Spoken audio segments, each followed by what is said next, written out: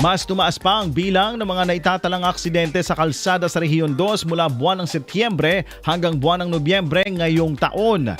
Sa ginanap na 2025 fourth quarter meeting ng Cagayan Valley Regional Peace and Order Council kahapon, ika-9 ng Disyembre, na dinaluhan ng iba't ibang ahensya ng pamahalaan at mga unit mula sa security sector sa lambak ng Cagayan, iniulat ng Police Regional Office 2 ang bilang ng road accident sa rehiyon sa huling quarter ng 2025.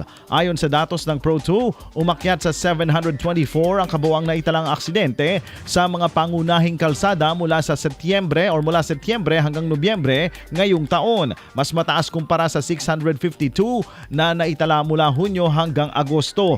Malaking bahagi ng mga aksidenteng ito ay kinasasangkutan ng mga motorsiklo kung saan umabot sa 293 ang nasawi mula Hunyo hanggang Setyembre or mula Hunyo hanggang Nobyembre. Ang mga pangunahing dahilan na lumabas sa investigasyon ay kawalan ng pag-iingat sa pagmamaneho, maling tansya, sobrang bilis at pagmamaneho habang lasing.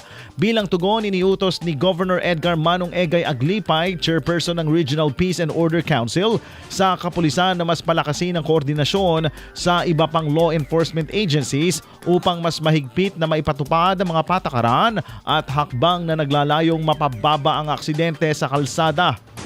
Nagbigay din ng paalala ang Pro2 sa publiko na pairalin ang disiplina at pagiging responsable sa pagmamaneho kabilang na ang pagsunod sa lahat ng umiiral na batas trapiko upang maiwasan ang anumang insidente.